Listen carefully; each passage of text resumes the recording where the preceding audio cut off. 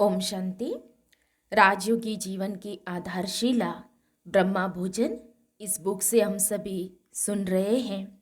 आज हम सभी सुनेंगे आदरणीय राजयोगिनी ब्रह्मा कुमारी सुदेश दीदी जी के द्वारा, जो जर्मनी में सेवाएं देते हैं।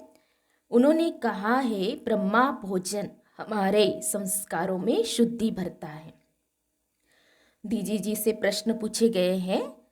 पहला प्रश्न है, दीदी, राजयोगी जीवन के लिए ब्रह्मा भोजन को आधार स्तंभ क्यों कहा गया है? दीदी जी का आंसर है, जीवन का आधार भोजन है। शक्ति इंसान में तभी आती है जब वह शक्ति संपन्न भोजन खाता है। हम परमपिता परमात्मा की संतान हैं। हमने ब्रह्मा माँ से जन्म लिया है। हम ब्रह्मा मुख वंशावली है। तो ब्रह्मा मुख द्वारा बाबा हमको ज्ञान का दूध रोज देते हैं। बहुत प्यार से भोजन खिलाते हैं।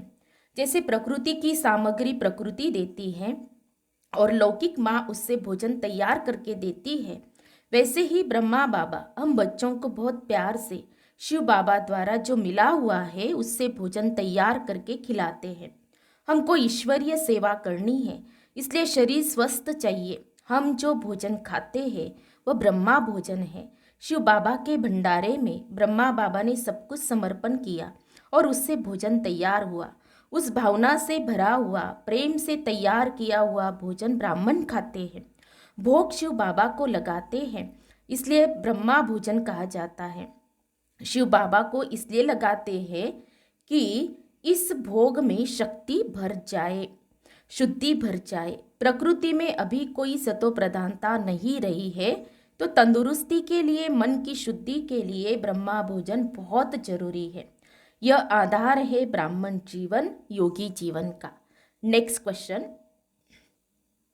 दीदी, हम देखते हैं कईयों को कई वर्ष हो गए हैं ज्ञान में, प्रतिदिन बाबा का भोग लगा हुआ भोजन स्वीकार करते हैं, लेकिन फिर भी उनके संस्कार परिवर्तन नहीं होते हैं। क्या कारण है कि बाबा को भोग लगाया हुआ ब्रह्मा भोजन स्वीकार करने के बावजूद भी संस्कार परिवर्तन नहीं होते हैं?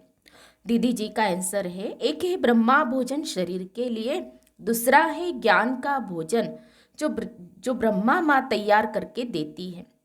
उसमें हम क्यों, क्या आदि मनमत मिक्स करके खाते हैं, जिससे संस्कार परिवर्तन नहीं होते हैं। बाबा की जो भी शिक्षाएं हैं वो कई रिवाजी भक्ति की तरह नहीं है। यह आध्यात्मिक ज्ञान व्यवहार में लाने के लिए है। नेक्स्ट क्वेश्चन, भोग लगाने के क्या क्या फायदे हैं? दीदी जी का आंसर है, मानो कोई सद्गुरुवार का भोग लगवाता है, कोई त्योहार पर भोग लगवाता है, कोई विशेष महत्व वाले दिन बाबा को भोग लगवाता है, तो ये भगवान के साथ बहुत सुंदर श्रेष्ठ संबंध और सकारात्मक कर्मिक अकाउंट खाता बनता है। भगवान के यज्ञ में इसी बहाने से समर्पित होता है। उनके बोए बीज का फल उनको मिलना है। ब्रह्मा भोजन बनाने के लिए या भोग लगाने के लिए दिया पैसा दान नहीं कहेंगे, यह बीज बोया जाता है। बीज धरती में डालते हैं, उसका लाख गुना मिलता है। एक तो यह है, दूसरा जहाँ संबंध होता है वह लेना और देना स्वतः हो जाता है। इसमें बाबा हमको कर्मयोगी बनाता है। हम बाबा के भोग के लिए फल लाए, घी लाए या चीनी लाए, कोई भी प्रकार की सामग्री लाए, वही फल दुकान पर है तो फल है, परंतु हमने अर्पण किया तो भोग बन गया, प्रसाद बन गया। कर्म में योग कैसे भर जाए, कर्मयोगी बनाने के लिए यह भोग की विधि है। तीसरी बात है स्वच्छता। जब भी भोग बनता है तो बाबा के बर्तन भी साफ हो, किचन भी बहुत अच्छी तरह से धुलाई हो, स्वास्थ्य के अनुकूल भी हो। स्वच्छता से हर चीज़ तैयार होती है। उसमें यह नहीं है कि चलो टेस्ट के बहाने थोड़ा मुख में डाला, हाथ धोया या नहीं धोया। नहीं, कर्मेंद्रियों पर कंट्रोल हो। घर में खाना बना रहे हैं, मुख में डाल रहे हैं, नमक कम है, थोड़ा और डाला, पकोड़ा बनाया, एक मुख में डाला, खाते खाते बना भी रहे हैं, ये तो कर्मेंद्रियों पर कंट्रोल नहीं है। भोग लगा के खाना है तो स्वाभाविक रीति से कर्मेंद्रियों पर कंट्रोल हो जाता है। इसलिए भोग बना के, भोग लगा के फिर परिवार वालों को खिलाना है। चौथी बात, भगवान के घर में जो लेके आते हैं, चाहे भंडारी में डाला, चाहे सामग्री लेके आए, वह ब्रह्मा कुमारी को नहीं दे रहे हैं, वह भगवान के यज्ञ में डाल रहे हैं। भोग बनाने वाले बहनें या भाई ट्रस्टी है, तो हम बहुत संभाल से कुछ वेस्ट ना करते हुए उसी भावना से बनावे कि उनकी भावना भगवान के पास पहुँचे। हम बीच में निमित्त है। पांचवी बात, जब भोग खिला रहे हैं तो हमारा भोग नहीं है। मेरा भोग तब लगेगा जब मैं शरीर छोड़ूंगा, तब मेरे नाम से भोग लगेगा। तो बाबा का भोग हम खिला रहे हैं, ब्रह्मा भोजन खिला रहे हैं। इसीलिए भोग लाने वाले का भी भाग्य है और ट्रस्टी बनने वाले का भी भाग्य है। छठी बात, ये भोग की विधि एक प्रकार से परिवार का स्नेह है। अनेक कर्मयोगी कर्म करने में सहयोगी बन जाते हैं। योगियों को सहयोगी बनाने के लिए, सेवाधारियों की कर्मेंद्रियां शुद्ध करने के लिए यह भोग है। अन्न जिस ख्याल से छुआ है, जिस इंद्रिय से जो कार्य कर रहे हैं, उसकी दुरुस्ती हो। खाने वाले की तो होगी, बनाने वाले की भी कर्मेंद्रिया शुद्ध होगी। खाने वाले को ताकत मिलती है, प्यार से बनाया तो बनाने वाले को दुआएं मिलती है। किसी के लिए भोग दवा हो जाता है, किसी के लिए भोग बनाना दुआएं हो जाती है। सातवीं बात, जब भोग बनता है मिलकर भोजन खाते हैं। बाबा के घर में यह उत्सव है, इसीलिए भगवान से संबंध जोड़कर भोग खिलाते हैं। यह व्यापार वाला भोग नहीं है, यह प्यार भरा भोग है। इसलिए मन की शुद्धि व संस्कारों में प्रसन्नता से यह प्रसाद बन जाता है। भगवान के भोग से आत्मा में ताकत भरती है। बाबा कहा करते थे, बच्ची, बाबा को ऐसे बच्चे चाहिए जो ऐसे वातावरण में बाबा के लिए खाना बनावे और बाबा को भोग लगावे। जो खावे उनका मन शुद्ध हो जावे, तन दुरुस्त हो जावे। भोग बनाते समय हमारे मन में और कुछ याद न हो। शिव बाबा की श्रीमत अनुसार हम भोग बना रहे हैं, शिव बाबा के साथ संबंध जोड़कर भोग लगा रहे हैं। हमारे मन के संकल्प भोग के द्वारा बाबा के पास पहुँचते हैं। संबंध जुड़ जाता है। जैसे हम आत्माएं शरीरधारियों के लिए भोजन बनाते हैं, तो उसमें संबंध स्वाभाविक होता है कि किसी मेहमान के लिए बना रहे हैं, कोई वीआईपी के लिए बना रहे हैं तो सम्मान की भावना होती है, कोई संत महात्मा के लिए बना रहे हैं तो श्रद्धा की भावना होती है, कोई रिश्तेदार के लिए बनाते हैं, बच्चे के लिए बना रहे हैं, पति के लिए बना रहे हैं तो प्रेम भरी भावना है, सुख की कामना भरी है, तंदुरुस्ती की भावना भरी है। तो संबंध कामना भावना के साथ वृत्ति काम करती है। हमारी वृत्तियाँ वैसी हो जाती है कि किस स्मृति से, किस दृष्टि से, किस भावना से भगवान को भोग स्वीकार करा रहे हैं। इसीलिए भोग का बहुत महत्व है। साइलेंस में भोग बनाएं। ब्रह्मा बाबा कहते थे, श्रीनाथ द्वारे में भोग लगता है, वे लोग मुंह पर पट्टी बांधते हैं। ऐसे और लोग भी हैं जो मुंह पर पट्टी बांधते हैं। भोग बनाते समय हमारे मुंह का कुछ बाहर न आ जाए, इसलिए ब्रह्मा बाबा कहते थे, मनन करते हुए, बाबा से रूह रियान करते हुए, बाबा का आह्वान करते हुए, बाबा के साथ संबंध जोड़ते हुए भोग बनाएंगे तो कर्मेंद्रियों के बंधन खत्म हो जाएंगे। आत्मा को अंदर सुख का अनुभव होता रहे, हमारी आत्मिक उन्नति होती रहे। हमारे संस्कारों में शुद्धि भरने के लिए भोग है। भोग लगाया, भगवान को समर्पण कराया तो परमात्मा बड़ा रॉयल है, वह रखता नहीं है, फिर इतना रिटर्न में देता है। मूर्तियों को भी भोग लगता है ना, सुबह भी लगता है, शाम को भी लगता है, त्योहार पर भी लगता है। भगवान के साथ श्रेष्ठ कर्म का हिसाब किताब बना है। संगम युग पर भगवान ने खिलाया, सत्युग त्रेता में ब्रह्मा भोजन नहीं देव भोजन खाया।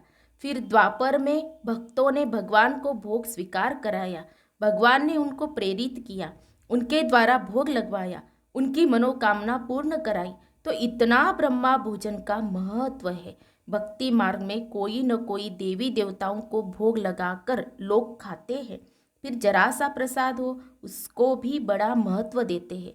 यह ब्रह्मा भोजन का यह महत्व हो जाता है कि यह भगवान का दिया हुआ है और भगवान को भोग लगाकर खाते हैं।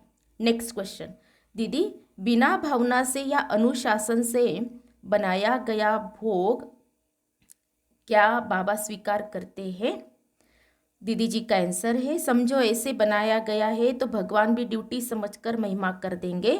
भोग तो भगवान को लगा, हमने खाया, हमने भगवान के घर से खाया है, भगवान ने हमको खिलाया है, हमने ब्रह्मा भोजन खाया है। अगर हम इस भावना से खाएंगे तो हमारा हिसाब किताब उस आत्मा से नहीं बनेगा। हम उस भावना से खाएंगे कि उस व्यक्ति ने बनाया है तो हमारा हिसाब किताब बनेगा। इसलिए बाबा का भोग योग में बैठकर खाना है। बाबा कहा करते थे साइलेंस में भोजन खाना है। हमारी दीदी मनमोहिनी जी इस बात पर बहुत ध्यान देती थी, खुशी खुशी खाओ पर साइलेंस में खाओ। मुझे याद है एक बार दिल्ली में किसी का फ़ोन आया, जरूरी काम था दीदी जी से। उस समय दीदी सारे भारत की हेड थी, तो किसी न किसी कारण से फ़ोन आता था। किसी ने फ़ोन किया, दीदी भोजन खा रही थी। मैंने कहा भाई दीदी तो अभी भोजन खा रही है इसलिए बात नहीं करेंगे, प्लीज़ बाद में फ़ोन करो। उस समय फ़ोन बहुत मुश्किल से लगता था, लाइन मिलना बहुत मुश्किल होता था, कनेक्ट होता था तो ज़ोर से बोलना पड़ता था। मैंने उस भाई को कह दिया कि बाद में फ़ोन करना। फिर दीदी को बताया तो दीदी ने कहा ऐसे समय पर बाबा मदद करेगा उस आत्मा को। अच्छा हुआ हमारा नियम रहा कि हम साइलेंस में भोजन खाए। ऐसी कोई परिस्थिति आती है तो उस समय बाबा मदद करता है। नेक्स्ट क्वेश्चन, दीदी मरजीवा भोग का वास्तविक रहस्य क्या है? दीदी जी का आंसर है, मान लीजिए कोई माता है, कोई भाई है, उनके बच्चे भोग की बात को नहीं मानते हैं। वे समझते कि हमारा पिता चला चला गया, हम उनके नाम से दान क्यों करें, या कंजूसी से दान करते हैं, अपना नाम कमाने के लिए दान करते हैं। तो उन माता पिता आदि को ये भावना रहती है कि हम जीते जी मर जीवा जन्म का भोग लगाएंगे। जैसे बर्थडे का भोग लगाया वैसे मरने का भोग लगाए, इसी बहाने हम अपने सामने दान करके जाए। एक भावना यह है।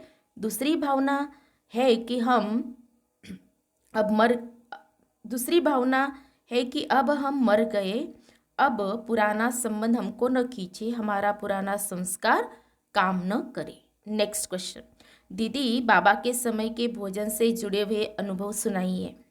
दीदी जी का आंसर, ब्रह्मा बाबा के समय बाबा के साथ ही हम भोजन खाते थे। ब्रह्मा बाबा ने समर्पण किया था, शिव बाबा को तो भोग लग ही गया ना, लगे हुए भोग का क्या भोग लगाएंगे, इसलिए कराची में भोग नहीं लगाते थे।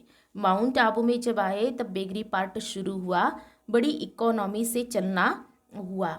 ऐसा नहीं अच्छा बना है तो 3 रोटी खा लो, नहीं, नहीं अच्छा लगा तो आधी खा लो। नियम था कि जिसको जितना खाना है उतना ही बनेगा, स्वाद की रीति से नहीं। शरीर को जितनी ज़रूरत है उसी हिसाब से खाना खाते थे।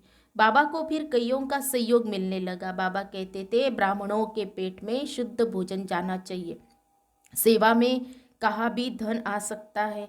तो बाबा ने कहा अन्न शुद्ध करके खाना, बाबा को समर्पण करके खाना। भोग लगाने की रस्म भारत में आने के बाद शुरू हुई। जिसने खिलाया उनको खिला करके खाना है। पहले तो और कुछ नहीं, खिचड़ी होती थी, तब मम्मा खिचड़ी का ही भोग लगाती थी। नेक्स्ट क्वेश्चन, दीदी ब्रह्मा भोजन क्यों बोला गया है? दीदी जी का आंसर, क्योंकि ब्रह्मा बाबा ने समर्पण किया है और ब्राह्मणों ने बनाया है। बाबा भी पहले जमीन पर ही बैठकर खाते थे, फिर हिस्ट्री हॉल बना। एक ही छोटी टेबल होती थी, एक कुर्सी बैठने की। जब भोजन करते थे हम सब लाइन में बैठते थे। ब्राह्मणों द्वारा शिव बाबा के भंडारे में समर्पण किया हुआ, ब्राह्मणों द्वारा प्रेम से बनाया हुआ, शिव बाबा द्वारा स्वीकार किया हुआ ब्रह्मा भोजन प्यार से स्वीकार करते थे। पहले शिव बाबा को भोग लगाते थे, फिर हम बच्चे प्यार से भोग खाते थे। जब सब जगह से अनाज आने लगा तब शुद्धि के लिए भोग लगाना शुरू किया। नेक्स्ट क्वेश्चन, दीदी ब्रह्मा भोजन के लिए देवता भी तरसते हैं, ऐसा गायन क्यों है?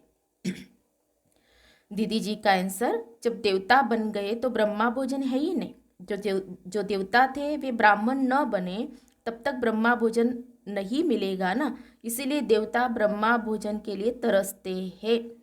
ये तो कहने में आता है, देवता बन गए तो देवताओं को ब्रह्मा भोजन नसीब में नहीं है। भगवान को खिला करके खाए वो नसीब नहीं है। नेक्स्ट क्वेश्चन, दीदी जो भगवान को भोग खिलाते हैं वे कभी भूखे नहीं रहेंगे ऐसा कहा जाता है, लेकिन कईयों की ऐसी ड्यूटी होती है वे बाबा को भोग नहीं खिला पाते, तब क्या करें? दीदी जी का आंसर, वे भंडारे में डालते हैं तो उनकी तरफ से भोग तो लगता है ना, वे भूखे नहीं रह सकते क्योंकि बाबा को खिलाते तो है ना। बहुत सुंदर मशीनरी है, वे बना नहीं सके लेकिन उनके धन से ब्रह्मा भोजन बना तो कितनों ने खाया, इसीलिए भूखे नहीं रहेंगे। अच्छा, ओम शांति।